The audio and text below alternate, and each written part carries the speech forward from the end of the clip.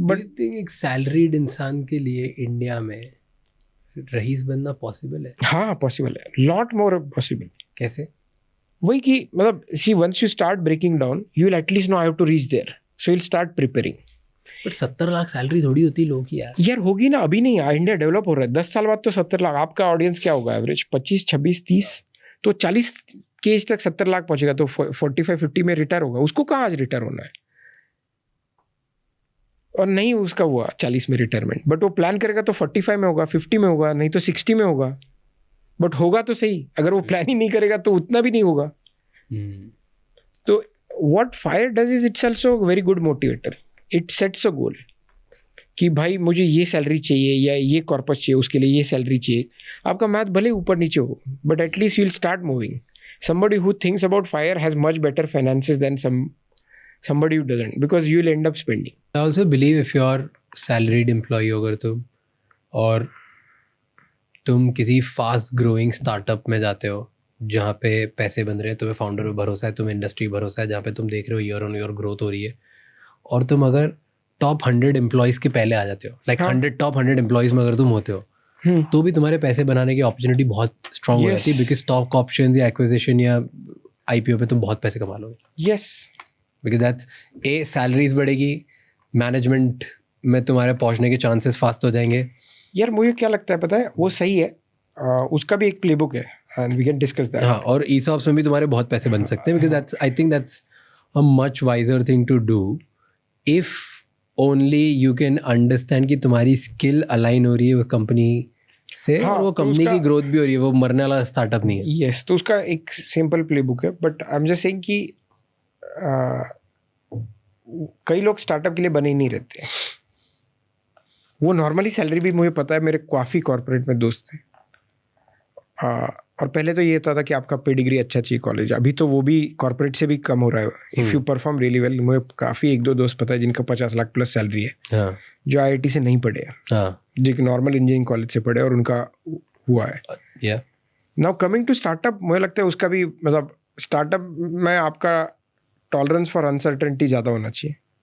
तो जाके ट्राई कर लो, अगर अच्छा लग रहा है startup, then there is a clear play book.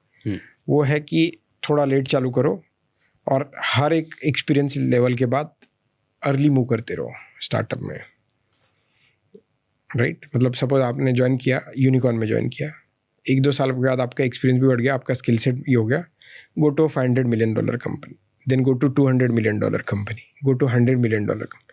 ये होते होते क्या होगा, आपका एक्सपीरियंस बढ़ रहा होगा, आपको, आप अच्छे ऑपरेटर बन गए, आपकी ESOP भी बढ़ते जाएंगे, एंड आपका जजमेंट भी बढ़ता जाएगा. और may be join a very young startup and stick with them for a long time. That's on very luck. मतलब you will never know whether this, मतलब for a new guy who is just out of college or 1-2 year after college to judge कि कोई unicorn बनेगा, वो तो VC को नहीं मतलब right, they can't even after so much professional ये they can't predict it with 100%, right. So it's a probabilistic bet, but as you grow in the ecosystem, your judgment also improves. You know what matters, what not matters. You see many more examples. But अगर judgment strong है और दिख रहा है बढ़ते हुए, तो पक्का लेना चाहिए. हाँ. If you believe in the people that's around you, or maybe you're seeing somebody who you follow, and it's growing year on year. Yes. Then don't leave that startup. That I've seen in my, very good case in a multi-billion dollar startup. उसका एक लल period था, उसमें वो 4 मेरे, I know those people, 4-5 people, उन्होंने ये startup का कुछ हो नहीं रहा है.